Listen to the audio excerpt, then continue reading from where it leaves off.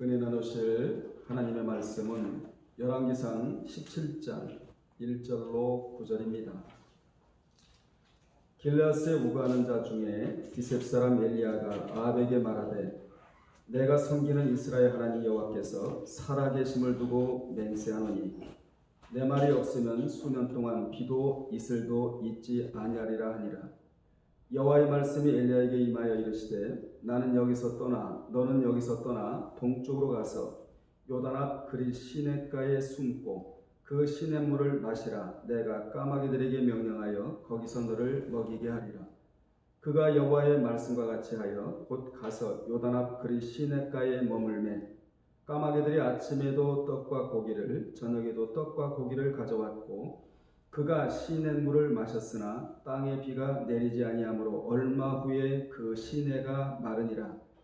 여호와의 말씀이 엘리야에게 임하여 이르시되 너는 일어나 시돈에 속한 사르밧으로 가서 거기 머물라. 내가 그곳 과부에게 명령하여 내게 음식을 주게 하였느니라. 아멘.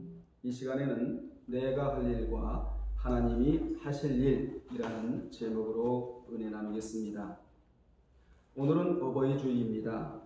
어버이주일을 제일 뜻깊게 보내는 방법은 자식이 부모에게 효도하듯 자식이 부모의 말씀을 잘 듣듯이 오늘 주님의 말씀을 여러분이 잘 듣고 순종하는 것이 제일 좋은 어버이주일인 줄로 믿습니다.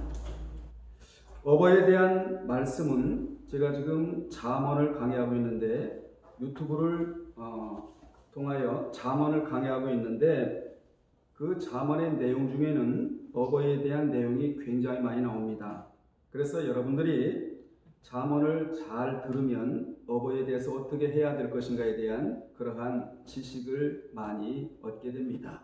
그러면 유튜브를 많이 보시기를 주님의 이름으로 축복합니다. 본문은 내가 할 일과 하나님이 하실 일이 있다는 것을 교훈해주고 있는 내용입니다. 여러분이 신앙생활을 잘 하려면 이런 지식부터 알아야 합니다. 나는 순종하고 순종이라는 단어가 샤마, 나는 샤마하고 하나님은 에네르게오, 하나님은 역사하시고 이 사실을 알아야 신앙생활을 아주 명료하게 할 수 있게 되는 것입니다. 이 같은 지식이 있으면 하나님과 환경에 대하여 원망하지를 않아요. 왜냐하면 전부가 다 내 탓입니다. 내 탓으로 돌리기 때문에 그렇습니다. 그러므로 순종과 역사는 나누려 해도 결코 나눌 수 없는 불가분의 관계이기에 이 두 단어는 무슨 단어? 샤마, 에네르게오 이 두 단어는 결합의 원리로 작동이 되는 것입니다. 떨어질래야 떨어질 수 없다는 것이지요. 그래서 결합의 원리다 그렇게 말하고 있는 것입니다. 그러면 말씀에 순종하려면 어떻게 해야 되느냐? 좀 서론을 제가 길게 말씀드리겠는데 그 답이 잠언 7장 2절에 나옵니다. 거기에 보면 내 계명을 지켜 살며 내 법을 내 눈동자처럼 지키라 라고 명령하고 있습니다. 우리 몸의 지체 중에는 뭐가 있습니까? 눈동자가 있습니다. 이 눈동자는 너무 귀중하기 때문에 작은 먼지만 들어가도 당장 느낌이 와요. 그래서 먼지가 들어오면 즉시 눈꺼풀이 깜빡거리게 되는 것입니다. 눈꺼풀은 안구를 보호하기 위해 있는 덮개로, 여기 눈꺼풀 아닙니까? 여기 요 주름진 거, 여기 덮개로 안구와 각막을 보호하고 눈물을 고루 퍼지게 하며 습기를 유지시켜 주는 것이 바로 눈꺼풀의 기능입니다. 한마디로 눈알을 보호하기 위한 꺼풀이 눈꺼풀인데, 그러므로 눈꺼풀은 눈에 먼지가 들어오면 거기에 물기가 나와서 눈동자를 깨끗하게 닦아주게 됩니다. 이는 마치 안경에 낀 먼지를 입김으로 확 하고 불어서 천으로 닦아주는 것과 같습니다. 하나님은 이 눈동자가 너무 귀중하기 때문에 빗물이나 이물질 따위가 쉽게 들어가지 못하도록 눈썹으로 바깥에는 울타리를 치고 속눈썹으로 안쪽 울타리를 쳐서 보호하게 하신 것입니다. 이와 같이 하나님은 말씀이 너무너무 중요하기에 인체에서 너무도 소중한 눈동자를 통하여 비유를 하셨어요. 잠언 7장 2절에 하나님이 사람의 눈동자를 바깥 눈썹으로 보호하시고 속눈썹으로 보호하시며 눈꺼풀로 보호하시듯이 하나님의 말씀을 소중히 여기면서 그 말씀을 눈동자처럼 지켜야 한다라고 명령하고 계신다 그 말입니다. 그리할 때 뭐 해주시겠다는 것이죠? 역사를 베풀어 주시겠다. 에네르게오. 뭐가 있어야? 샤마가 있어야 에네르게오. 이 두 단어는 뗄래야 뗄 수 없는 결합의 원리로 사용된 단어이다. 그러므로 하나님은 말씀을 눈동자처럼 여기고 마음에 간직하며 순종하며 살아야 복된 자가 될 수 있다라고 교훈해주고 있습니다.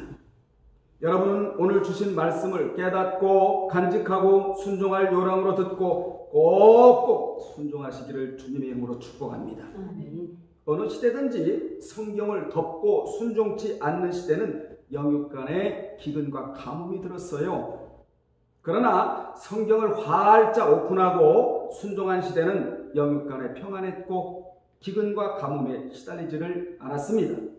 여러분은 앞으로 말씀 그러면 눈동자 사상을 가지시고 철저히 지키고 순종하여 하나님께로부터 복된 자라는 평가를 받기를 주님의 이름으로 축복합니다. 그러기 위해서는 성경을 닫고 살면 안 된다 그 말이에요. 성경을 활짝 열고 살아야 한다는 것이지요. 여러분이 잘 아시는 다윗은 어떤 사상을 가졌느냐? 눈동자 사상을 가졌다는 걸 알아야 돼요. 그래서 그는 시편 17편 8절에도 보면 우리 하나님께서 나를 눈동자처럼 지켜주시기를 원하나이다. 그러므로 여러분이 또 하나의 사상을 오늘 정립해야 할 것은 뭐냐? 눈동자 사상이라는 겁니다. 눈동자 사상. 이 사상을 갖기를 바랍니다. 본문의 배경은 당시 남왕국과 북왕국이 분열 후에 왕들의 타락으로 말미암아 북왕국 이스라엘은 이제 우상 숭배가 온통 가득하여 여호와 하나님이란 이름조차 사람들의 기억 속에서 사라지는 듯하였습니다. 특히 북이스라엘의 제7대 왕인 아합 때에 그 패역이 극에 달했는데 열왕기상 16장 29절로 33절에 보면 당시 오므리 아들 아합은 사마리아에서 22년 동안 이스라엘을 다스리면서 그의 이전의 모든 왕들보다 여호와 보시기에 더욱 무엇을요? 악을 저질렀다 이렇게 말씀하고 있습니다. 비극이에요. 그 구절이 쓰여진 내용은 비극입니다.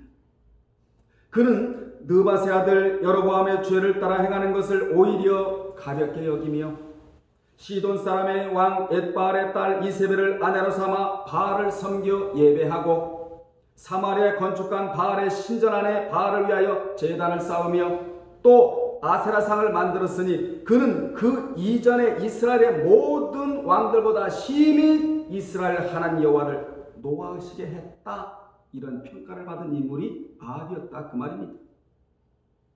그에게는 믿음의 행동이나 믿음의 평가나 믿음의 소리를 들을 수가 없었다는 것입니다. 따라합시다. 그는 영적으로 고장난 사람이었다는 것입니다. 우리는 무슨 일이 있다 할지라도 영적으로 고장나서는 안 됩니다. 고장난 시계는 폐품에 불과해요. 그는 고장난 사람이었는데 그렇게 고장난 사람에게 따라붙은 단어를 보면 죄를 따라하는 것을 가볍게 여겼다. 또 바알을 섬겼다. 또 바알 신전 안에 바알을 위하여 제단을 쌓았다. 뿐만 아니라 아세라상을 만들었다. 그리고 그 이전의 모든 왕들보다 하나님을 심히 노하시게 했다는 것밖에는 없었습니다. 그러니까 영적으로 고장난 사람이었지요. 오늘날에 영적으로 고장난 사람들이 너무나 많아요. 우리는 영적으로 완벽한 사람이 되어야 합니다. 아멘. 하나님은 그러한 아합과 북이스라엘의 상황을 그냥 놔둘 수가 없어서 엘리야라는 위대한 선지자를 세우시어 하나님의 말씀을 전하게 하심으로 아합과 백성들이 주께 회개하고 돌아올 수 있는 기회를 주셨습니다. 하나님의 말씀을 받은 엘리야가 아합에게 던진 첫 번째 메시지가 바로 무엇이냐? 당신이 극악한 우상 숭배에 빠져 있으니 앞으로 수년 동안 비도 내리지 아니하고 이슬도 내리지 않아 가뭄이 계속되리라, 이렇게 선포를 했어요. 17장 1절과 또 17장 몇 절에 보면은 몇 절부터지요? 8절에 8절인가요? 17장 1절에 그렇게 예언을 했죠? 예. 당시 이 엘리야의 가뭄 예언은 악한 아합 앞에서 목숨을 내놓고 전했어요. 당대 최고 권력자 앞에서 재앙을 선포하는 엘리야의 순종은 목숨을 담보로 하는 순종이었다, 그 말입니다. 이는 순종할 수 있는 조건에 순종한 게 아니에요. 순종할 수 없는 조건에 순종을 했는데, 순종할 수 없는 조건에 순종하면 하나님의 역사가 반드시 있다, 이것을 본문에서 교훈하고 있다, 그 말입니다.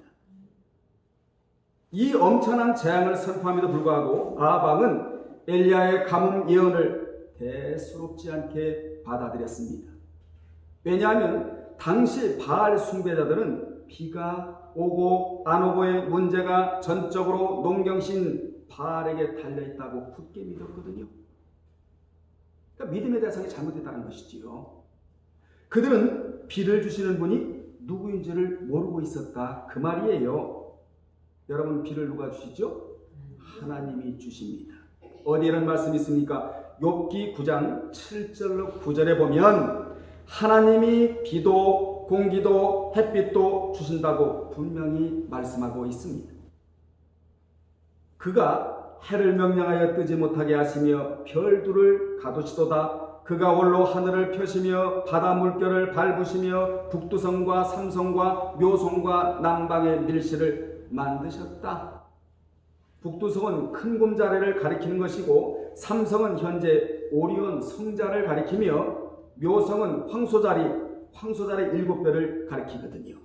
그리고 남방의 밀실은 남쪽 지평선 뒤에 무한한 공간 스페이스를 가리키는 말입니다. 이같이 하나님은 해와 별을 주장하시어 햇빛과 별빛을 비추기도 하시고 비추지 못하기도 하신다는 거예요. 이것은 우리 하나님이 우주까지 다스리시며 자신의 주권대로 이끌어 나가신다는 것을 가리키는 말씀입니다. 그러므로 해를 의지하거나 섬기면 안 되고 그 해와 별을 만드신 하나님만 섬겨드려야 한다는 교훈이에요. 하나님은 인격이 있으시잖아요. 별, 해, 인격이 없기 때문에 인격이 있는 우리 하나님만 섬김의 대상이다. 그런데 아합은 섬김의 대상을 지금 모르고 있었다, 이 말이에요. 그래서 바알을 섬긴 것이거든요. 그러한데도 당시 아합은 엘리야의 엄청난 재앙의 경고를 자신의 왕권에 도전하는 것으로밖에 여기지를 않았습니다. 이를 선포한 엘리야의 목숨은 이제 바람 앞에 촛불과 같이 아주 위태로운 것이었습니다. 그런데 말씀에 순종하는 그의 모든 상황을 우리 하나님이 아시고 하나님은 우리 엘리야를 철저히 지켜주셨다, 그 말입니다. 누구를 지켜주십니까? 순종하는 자를 지켜주십니다. 그러므로 하나님은 하나님의 말씀에 순종하는 자를 철저히 지켜주시겠다, 이것이 하나님의 일관된 역사이다, 그 말입니다. 그러면 오늘 본문을 통해 하나님의 말씀에 순종함으로 위험에 처한 엘리야를 하나님이 어떻게 지키시고 역사하시며 인도하시는지를 살펴보면서 함께 은혜 나누기를 원하는데, 첫째, 여호와께서는 갈 길을 인도하십니다. 엘리야가 처한 위험을 하셨던 하나님은 엘리야를 그리 시냇가로 피신을 시키셨어요. 2절로 3절에 보면 이에 아합과 그의 아내 이세벨이 감쪽같이 속아 넘어갑니다. 하나님이 하시는 전략이나 하나님이 하시는 방법은 마귀가 알 길이 없습니다. 이것이 마귀의 한계예요. 엘리야는 하나님의 인도하심에 순종하여 그릇 시냇가로 피신함으로 아합의 위협으로부터 안전할 수 있었다고 5절에서 말씀하고 있습니다. 하나님은 순종하는 종들의 발걸음을 안전하게 인도하시는 분이시다. 이것을 이름하여 복으로 표현하면 인생길을 지도받는 복이다. 그렇게 표현할 수 있습니다. 여러분은 인생길을 지도받는 복을 받으셔야 합니다. 인생은 이 복을 받지 않고는 걸어갈 수가 없는 거예요. 하나님은 순종하는 자에게 항상 푸른 초장과 쉴만한 물가로 인도하십니다. 그러므로 인생은 하나님의 인도하심을 받을 때 가장 안전하고 형통하게 되는 것입니다. 시편 23편에서 이것을 말씀하고 있지 않아요? 그러므로 성경 안에는 하나님의 선하심과 인도하심의 역사가 헤아릴 수 없을 정도로 많이 나옵니다. 실례로 일찍이 믿음의 조상 아브라함도 하나님의 인도하심을 믿고 고향인 하란을 떠났다고 창세기 12장 4절에서 말씀하고 있고, 거기에 보면 그는 갈 바를 알지 못했지만 하나님의 인도하심을 믿고 떠났을 때 형통의 복을 받고 믿음의 조상이 될 수가 있었던 것입니다. 뿐만 아니라 430년간 애굽에서 종살이하던 이스라엘 백성들이 모세의 안내를 따라 출애굽할 때도 그들이 갈 바를 알지 못하고 떠났지만 하나님은 낮에는 구름 기둥으로 밤에는 불 기둥으로 그들을 인도하셨다고 출애굽기 13장 21절에서 말씀하고 있습니다. 그리고 위기의 순간마다 우리가 상상할 수 없는 기적과 이적을 통하여 그들의 발걸음을 안전하게 지켜주셨습니다. 심지어는 그들보다 앞서 행하시며 그들의 장막 칠 곳까지 하나님이 찾아주셨어요. 여기다 치라, 저기다 치라, 이렇게 해요. 자세하게, 조밀하게. 또한 사울의 위협으로부터 보호하심을 입은 다윗은 이런 고백을 해요. 여호와는 나의 반석이시요 나의 요새시요 나를 건지시는 자시요 나의 하나님이시요 나의 피할 바위시요 나의 방패시요 나의 구원의 뿌리시요 나의 높은 망대시요 나의 피난처시요 나의 구원자시라 하면서 나를 흉악에서 하나님이 구원하셨도다 라고 승전가를 부릅니다. 순종하는 자만 승전가를 부를 수가 있습니다. 승전가를 누가 부릅니까? 하나님의 역사심 뒤에 있어야 승전가를 부를 수가 있게 되는 것입니다. 우리는 아침에 출발하면 오전에도 승전가를 불러야 되고 저녁에도 승전가를 부르고 마무리해야 되며 교회 올 때도 하나님 저 장하지요. 하나님이 지난주에 제게 말씀하신 그 말씀을 가지고 제가 세상을 이겼습니다. 하나님 장하지요. 이렇게 승전가를 부르면서 위대하신 여호와 앞에 와야 될 자가 바로 우리라는 것입니다. 패배자로 여호와 앞에 오지 마시고 승전가를 부르면서 승리자로 여호와 앞에 다가오기를 주님의 이름으로 축원합니다. 하나님은 그런 자를 찾으시는 것이지요. 그런 자에게 은혜를 베풀어 주시기를 원하시고 말이에요. 그렇습니다. 우리는 단 5분 뒤에 일어날 일도 정확하게 예측할 수가 없습니다. 오직 하나님만이 우리의 갈 길을 인도하시는 분이십니다. 오직 하나님만이 우리의 피난처시요 힘이시요 환난 중에 만날 큰 도움이 되십니다. 그래서 저는 시편 121편을 너무나 좋아합니다. 어려울 때마다 그 말씀을 묵상하고 그리고 읽고 그것을 노래로 만들어서 부르면서 여기까지 왔는데, 거기에 보면 내가 산을 향하여 눈을 들리라. 나의 도움이 어디서 올꼬? 나의 도움이 천지를 지으신 여호와에게서로다. 여호와께서 너를 실족치 않게 하시며 그를 지키시는 자가 졸지 아니하시리로다. 여호와는 너를 지키시는 자라. 여호와께서 내 우편에서 내 그늘이 되시나니 낮에가 너를 상치 아니하며 밤의 달도 너를 해치 아니하리로다. 여호와께서 지금부터 영원토록 너의 출입을 지키시리로다. 뭐에 대한 말씀이죠? 우리를 지키시는 우리 하나님, 우리를 안전하게 지켜주시는 하나님에 대해서 찬양한 내용 아닙니까? 성전에 올라가면서 이 찬양을 부르고 올라갔다는 것입니다. 오직 우리 주님만이 우리의 길을 인도하시는 선한 목자가 되십니다. 그러므로 여러분들은 하나님의 인도하심을 받기 위해서는 항상 순종함이 있어야 합니다. 순종 다음에 통행이 있어야 되고, 그리고 또 말씀에 귀 기울이고 기도로 하나님과 깨어 교제함이 있어야 합니다. 성령님을 우리의 중심에 모시고 그분의 말씀에 귀를 기울이시기를 주님의 이름으로 축복합니다. 두 번째, 여호와께서는 살 길을 열어주십니다. 엘리야가 하나님께서 인도하시는 대로 요단 앞 그릿 시냇가에 도착했을 때 하나님은 우리가 상상할 수 없는 방법으로 엘리야를 먹이셨는데, 그 먹이시는 방법이 바로 까마귀를 통하여 아침 저녁으로 떡과 고기를 제공해 주셨다고 4절로 6절에서 말씀하고 있습니다. 그러므로 순종하는 자에게는 언제나 까마귀 역사가 있다는 것이지요. 여러분, 까마귀가 어떤 동물입니까? 사실 까마귀는 개걸스런 본성을 지닌 새이자 아주 부정한 새라고 레위기 11장 15절에서 말씀하고 있습니다. 그런데도 그 새가 음식을 탐하지 아니하고, 이런 말씀은 잘 들으셔야 됩니다. 음식을 탐하지 아니하고, 원래 음식을 탐하기로 아주 유명한 새가 까마귀인데 아주 개걸스럽게 먹잖아요. 못 먹는 게 없지 않습니까? 그런데 음식을 탐하지 아니하고 떡과 고기를 누구에게? 엘리야에게 날라 주었다는 사실은 배후에서 역사하시는 하나님의 놀라운 능력의 손길을 우리로 하여금 깨닫게 합니다. 개걸스럽게 아무거나 먹어치우는 까마귀도 하나님의 말씀에 순종하는데, 성경은 믿는 자가 순종하지 않는다면 뭐만도 못하다. 까마귀만도 못하다는 게, 까마귀만도. 여러분, 뿐만 아니라 우상을 숭배한 자도 기명만도 못하다. 하나님의 말씀에 순종하지 아니하면 까마귀만도 못하고, 우상을 숭배한 자는 하나님의 성전에서 쓰는 기명만도 못하다. 그래서 하나님이 까마귀를 모델로 쓰시는 거예요. 의화시켜가지고. 이처럼 하나님께서는 엘리야의 생명을 보존하기 위하여 한갓 미물인 까마귀조차 들어쓰시어 그분의 전능한 능력을 다시 한번 나타내셨습니다.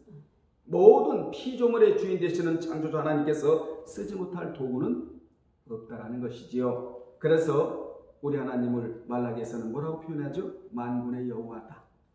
만군의 여호와다. 아멘. 그분의 손에는 언제나 먹을 것, 마실 것, 입을 것이 있다예요. 하나님의 손에, 인간의 손에는 이게 없잖아요. 그래서 주님은 산상수원에서 이렇게 말씀하셨잖아요. 너희가 무엇을 먹을까? 무엇을 마실까? 무엇을 입을까? 염려하지 말라. 이렇게 말씀하셨죠? 왜 이런 말씀을 하시는 줄 아십니까? 하나님은 이 말씀을 믿고 염려하지 않는 자에게는 그들에게 필요한 모든 것을 하나님이 제공해 주신다는 거예요. 필요 적절한 것을 하나님이 제공해 주신다는 것입니다. 이런 말씀을 믿고 염려하지 않는 자에게. 그러니까 염려하지 말라. 염려 안 하면 되잖아요. 그게 순종이니까. 그럼 다음에 뭐가 있다고요? 에너지 역사가 있다 그 말입니다. 그 역사가 무엇으로 나타나느냐?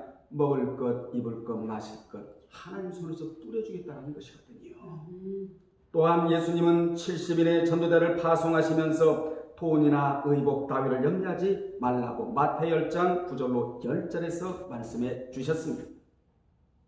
그러므로 하나님께서 친히 순종하는 자들의 필요를 공급해 주신다. 뿐만 아니라 하나님은 주님의 편에서 일을 하는 모든 성도들을 보호하시기 위해 우리가 상상할 수 없는 방법으로 살 길을 열어주신다는 거예요. 필요하다면 내가 기적도 일으켜 주겠다는 것이 하나님의 솔직한 마음이거든요. 여러분, 출애굽한 이스라엘 백성들을 사막에서 보호하시려고 아까도 말씀드렸습니다만 구름 기둥과 불 기둥으로, 또 그들을 먹이시려고 위로부터 내려오는 것이 있었는데 그게 뭐냐? 만나와 메추라기. 이건 먹을 거잖아요. 한두 가지가 아니에요. 그러므로 오늘 여러분은 이러한 말씀을 믿음으로 받아들이셔서 순종함으로 이 세상을 허덕임없이 살아가시기를 바랍니다. 세 번째, 여호와께서는 동역자를 만나게 해주십니다. 엘리야의 예언대로 땅에 비가 내리지 않게 되었는데 하나님의 말씀은 빈틈이 없고 완전하여 반드시 이루어짐으로 엘리야가 피한 시내까지 마르게 되었어요. 7절에 보면. 그러자 하나님은 순종하는 그에게 또 다른 길을 열어주세요. 순종하는 자에게는 또 다른 길이 열어집니다. 또 다른 길을 열어주셨는데 그 길이 어느 길이냐?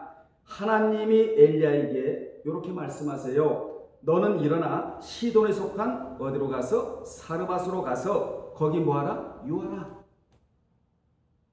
내가 그곳 과부에게 명하여 너를 공개하게 하였느니라. 또 다른 길을 열어주셨어요. 9절에 그는 또 그곳으로 가는 순종을 해요. 하나님이 가라? 아멘. 또 갑니다. 하나님이 서라? 서야 되는 거예요. 하나님이 옆으로 가라? 옆으로 가야 됩니다. 하나님이 우로 가라? 우로 가면 되는 거거든요. 그러므로 신앙생활의 본질은 뭐냐? 여호와의 명령 따라. 여호와의 명령 따라예요. 이것이 신앙생활의 원칙이에요. 마귀의 명령 따라가 아니에요. 여호와의 명령 따라. 그분의 명령은 창조주의 명령입니다. 창조주가 피조물에게 내리는 절대적인 명령이라서 아멘 하고 그 말씀을 부담스럽게 받아들이지 말고 기대하는 마음으로 받아들이면서 아멘 할 때 하나님의 뭐가? 역사가 있다. 아멘. 여기서 중요한 교훈을 우리 하나님 우리에게 주시는데 여기서 순종하면 하나님은 그곳에서도 순종하는 자를 만나게 주신다는 겁니다. 여기서 순종하면 그곳에서도 나를 도와줄 자, 좋은 자를 만나게 주시겠다는 거예요. 그 자가 누굽니까? 동역자입니다. 우리는 동역자가 있어야 되거든요. 내 곁에는 나를 해치는 자가 없고 대신 동역자가 있어야 되거든요. 좋은 만남, 좋은 만남으로 이루어지는 자, 그 자가 있어야 평생 서로 도와주고 서로 격려하고 서로 위로하고 때로는 칭찬하고 이렇게 살아갈 수 있지 않겠어요? 이런 자를 만나는 것도 알고 보니까 지금 여기서 순종할 때 저기서 좋은 사람을 만날 수가 있구나. 저기서 그냥 좋은 사람 만나는 게 아니에요. 여기에 순종함이 있을 때 이렇게 하나님께서 붙여주신 동역자인 사르밧 여인은 엘리야에게는 인간적인 관점에서 보면 그리 의지할 만한 인물이 아니었어요.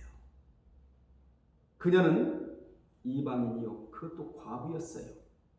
그녀에게는 노동 능력이 없는 어린 아들이 있을 뿐이고 남은 음식도 없어 마지막 남은 음식을 먹고 같이 죽을 결심을 한 상태였다고요. 그런데 하나님은 이러한 처지에 있는 과부도 엘리야를 공개하도록 하셨습니다. 더욱이 그 과부는 엘리야가 그토록 혐오하는 바알 종교의 원산지인 어디에 살고 있었습니까? 시돈에 살고 있었어요. 이는 하나님의 구원사에게 심오한 섭리가 담겨진 것으로 약한 것을 택하사 강한 것을 부끄럽게 하시는 하나님의 능력을 보여주는 것입니다. 그리 시냇가에서 까마귀를 들어 살 길을 여셨던 하나님은 시돈의 가장 약한 과부를 들어 엘리야를 공개하게 하고 그녀를 통하여 새 힘과 위로를 받게 하셨던 것입니다. 그러니까 이쪽도 순종하고 저쪽도 순종하고. 아멘. 여기에서 말씀 들으면서 순종하겠습니다. 이 결심이 밖에 나가서 무너지지 않기를. 그대로 순종하는 여러분 되시기를 바랍니다. 순종은 어느 시대든지 최신의 무기거든요. 여러분의 마음이 순종의 마음으로 변화될 때 위대한 자가 될 수 있게 되는 것입니다. 그렇습니다. 하나님은 순종하는 사람에게는 가장 약한 자를 통해서도 큰 힘이 되게 주십니다. 순종하는 사람에게는 동역자를 주셔서 큰 힘과 용기를 불어넣어 주시게 만드십니다. 신뢰를 들어보면 모세에게는 아론과 훌을 붙여주셨고 그리고 다윗에게는 요나단을 붙여주셨으며 바울에게는 디모데와 브리스길라와 아굴라와 실라를 비롯한 수많은 동역자들을 붙여주셨는데 그냥 붙여주신 것이 아니고 알고 보니까 바울이 여기에서 순종하니까 저쪽에서 하나님이 너무나 좋은 자를 붙여주셨다. 아멘. 여러분도 이곳에서 순종하면 저곳에서 좋은 자를 만날 수가 있다 그 말입니다. 어찌 보면 우리가 이곳에서 순종이었기 때문에 저곳에서 좋은 사람을 만나지 못하는 줄도 몰라요. 사실 못 만나는 것이지요. 그러므로 이곳에서 순종이 있게 하면, 그러면 저곳에서 좋은 자를 만나게 주시겠다는 강력한 사인이 본문에 그대로 나오고 있는 것입니다. 아멘. 우리가 하나님의 말씀에 순종하기만 한다면 하나님은 생각지도 않던 좋은 자를 여러분 곁에 붙여주셔서 때로는 용기도 주게 하고 물질적으로도 도움을 주게 하고 때로는 위로도 하게 하고 한두 가지가 아니에요. 결론 내리겠습니다. 하나님은 이처럼 순종하는 엘리야를 우연 가운데 그냥 방치하지 않으셨습니다. 언제나 어디서나 함께하여 주시면서 의로운 오른손과 강한 펼로 지켜주셨습니다. 즉 뭐처럼 지켜주셨다? 눈동자처럼 지켜주셨다. 신약의 고린도전서 10장 13절에 보면 믿는 자가 시련을 당할 때에 피할 길을 내사 우리로 하여금 등이 감당해 주시겠다는 말씀처럼 말입니다. 우리가 상상하지 못할 방법으로 우리의 살 길을 열어주세요. 누구에게? 순종하는 자에게. 그러므로 이 같은 사실을 오늘 여러분이 깨닫고 하나님의 말씀에 순종하며 살아감으로 한 사람도 영육간의 가뭄이 들지 아니하고 퍼덕이지 아니하고 그야말로 복된 성도들이 되시기를 주님의 이름으로 축복합니다. 기도하겠습니다.